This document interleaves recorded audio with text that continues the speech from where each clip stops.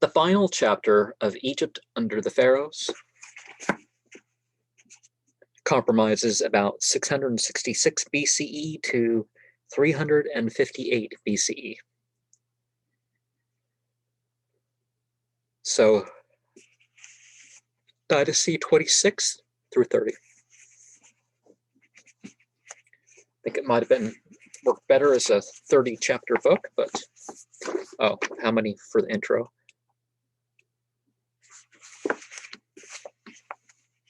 But Dynasty 26. The monuments now became more and more silent. The beautiful old capitals of Memphis and Nya were at this time in ruins, are at all events depopulated and deserted, and the strong bulwark of the white citadel of Memphis alone served as a refuge for the persecuted native kings and their warriors in times of need. The Persian satraps dwelt in the old royal hills of the city, and they, after a short interval, took up a part played by the Assyrians and gave Egypt her final death blow. Although by his sage measurements, Psamthek I succeeded in gaining the throne as sole king for himself and his descendants, and though the monuments from the ruins of Sais to the weather-worn rocks of Elephantine show traces of the rule of the pharaohs of the 26th dynasty, the old splendor was gone. The city of Sais, at this period, the capital of Egypt, in whose temple the female entity Nut was invoked, stood near the sea, and was easily accessible to the Greek and Persian foreigners. When Alexander the Greek entered Egypt, Sais, in its turn, became deserted and forlorn.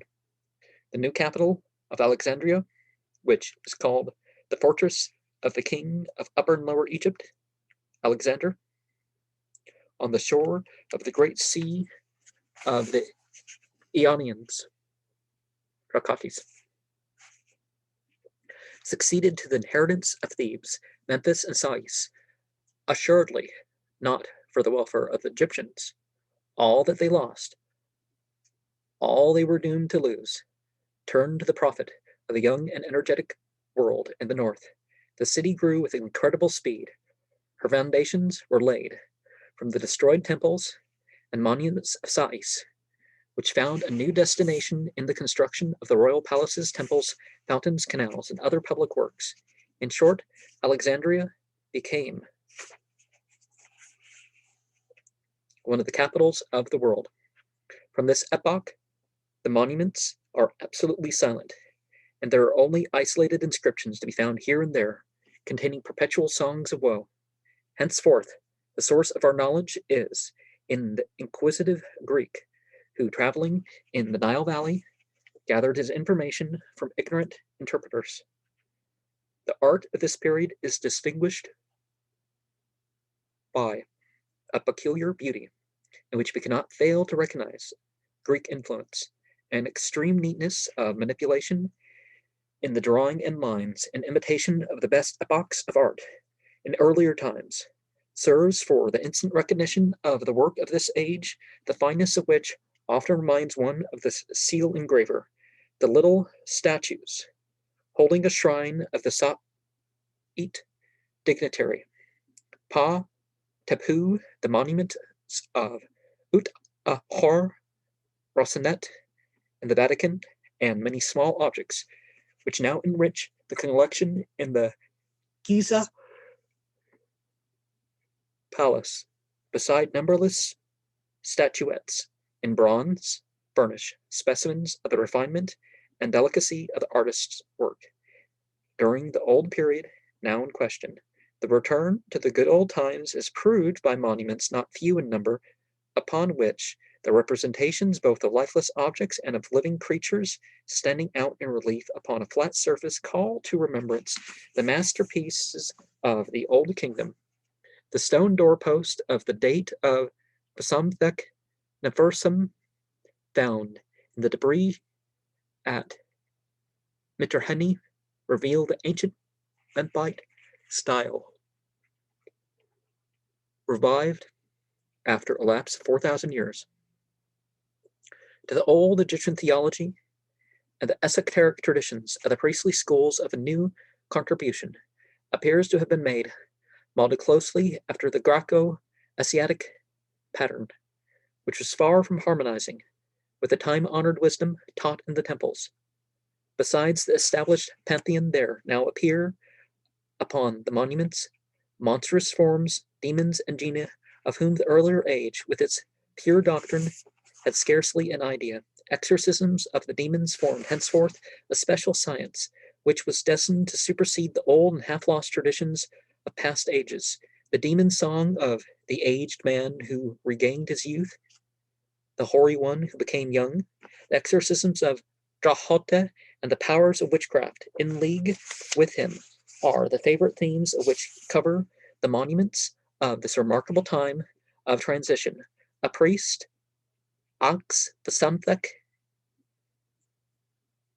a son of the lady Fentnam, finds an ancient writing in the temple of the Mnevis bull of Heliopolis in the time of Next-Horeb, and forthwith a whole stone is adorned with indescribably fine inscriptions and figures, a unique work of art which now forms the most remarkable ornament of Prince Metternich's collection at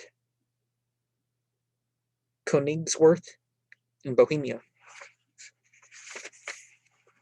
All the walls of the sanctuary and temple of Yemen, founded by Dariush I in the great oasis of El Kargeg, the ancient Hebes, are covered with demoniacal representations, the explanation of which is a little aided by the annexed inscriptions. The origin goes back to the same king, Next-Horeb, the last Egyptian king, Next-Nebeth, earned the cheap reputation of an exorcist. Well, exorcism's not as easy as people think. He was a famous magician who left Egypt and fled into Ethiopia, laden with rich treasures, never to return. A flood of lights has been thrown on the chronological relations to the very day, as well as year of the several reigns of the 26th dynasty, since the discovery of the Apis Stela and the Serapeum at Memphis. Serapeum. Adjoined is a translation of the most important of them. Tablet 1, year 20, month Masori, day 20 under the reign of King Psamthek I, a majesty of the living Apis, departed to heaven. This entity was carried in peace to his burial to the beautiful land of the west in the year 21, month Ba'afe, day 25, having been born in the 26th year of the king of Upper Egypt, Taharaka, and after having been inaugurated at Memphis. In the month Farmuthe, on Bay 9. The total makes 21 years. The tablet number 2. After the full name of King Psamthek I, we read, in the year 52, under the reign of this entity, information was brought to His Majesty, the temple of thy father, Yasir Apis. Osiris is a rendering of Yasir.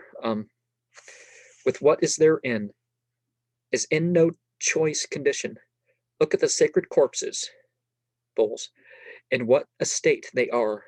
Decay has usurped its place in their chambers. Then His Majesty gave orders to make a renovation in his temple. It was made more beautiful than it had been before. His Majesty called all that is due to an entity to be performed for him, the deceased bull, on the day of his burial. All the dignitaries took the oversight of what had to be overseen. The sacred corpses were embalmed with spices, and the caracloths were of byssus, the fabric becoming for all the entities. His chambers were paneled with ketwood, sycamore wood, acacia wood, and the best sorts of wood. Their carvings were the likenesses of men in a chamber of state. A courtier of the king was appointed specially for the office of imposing a contribution for the work on the inner country and the lower country of Egypt.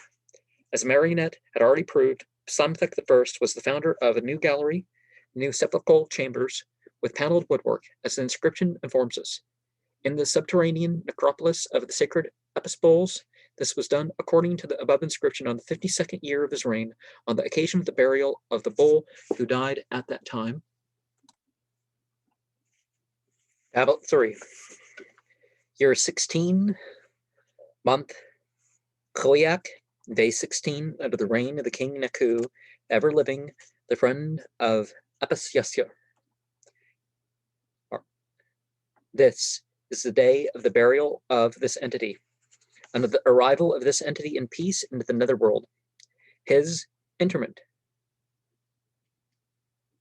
was accomplished at his burial place, in his holy house in the Libyan desert near Memphis, after they had fulfilled for him all that is customary in the chambers of purification, as has been done from early times. He was born in the year 53, in the month Bakir, in the 19th day under the reign of King Psamthek I. He was brought into the temple of Ptah of Memphis in the year 54, in the month Athar on the 12th day. His union with life took place in the year 16, month Ba'afe, day 6. The whole duration of his life amounted to 16 years, 7 months, 17 days. His Majesty Neku II supplied all the cost and everything else, the splendor and glory for the sublime entity. He built his subterranean chamber of fine white limestone in a well-wrought workmanship. The like of it was never done before. Tablet 4. Year 12, month Pani, day 22. Day 21. Under the reign of King Uwa Abra, also known as Hafra, the friend of Yipus-Yassir, okay, I think that. The entity was carried in peace to the good region of the west. His interment was accomplished in the west of the Libyan desert, near Memphis, after they had fulfilled for him all that is customary in the chambers of purification. The like was never done since the early times. This entity departed to heaven in the year 12, month Barmuthi, day 12. He was born in the year 16, month Pa'afe, day 7, under the reign of King Echo II, the ever-living. His introduction in the temple of Ptah took place in the year 1, month Epitha, day 9, under the reign of King Psamthek II. The full lifetime of this entity was 17 years, 6 months, 5 days. The entity, like benefactor Uwah Ibra, supplied all the cost and everything else in splendor and glory for this sublime entity. Thus has he done for him who bestows life and prosperity forever. Tablet 5.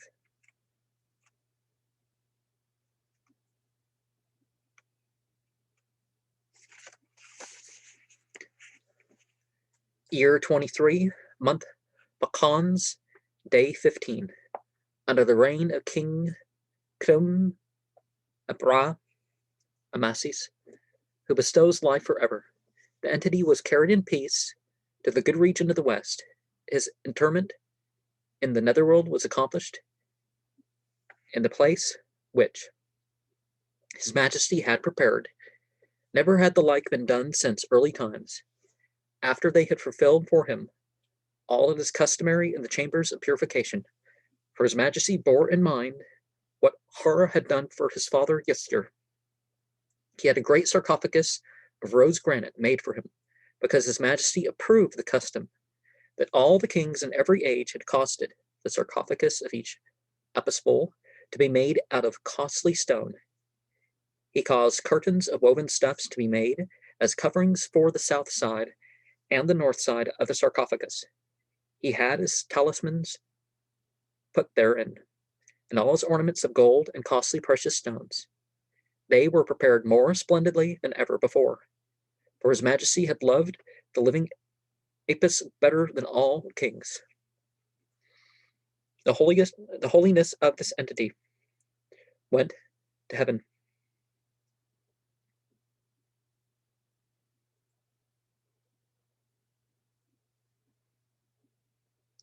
In the year 23, month Famenoth, day 6.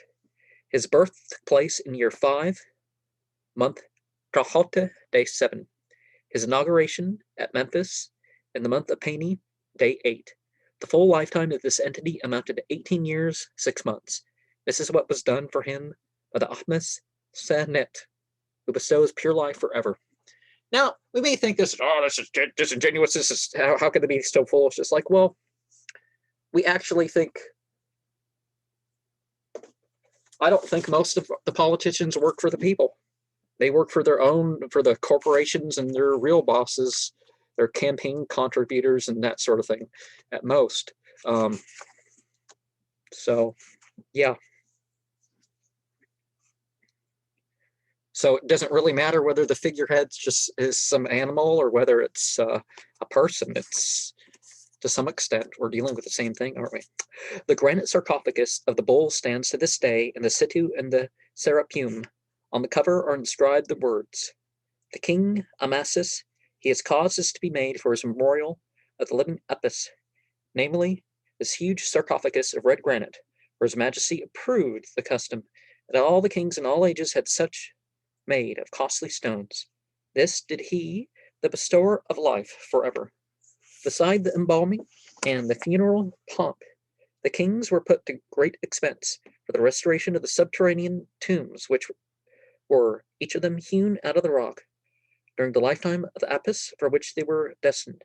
Beside the construction of the sepulchral vault required some time."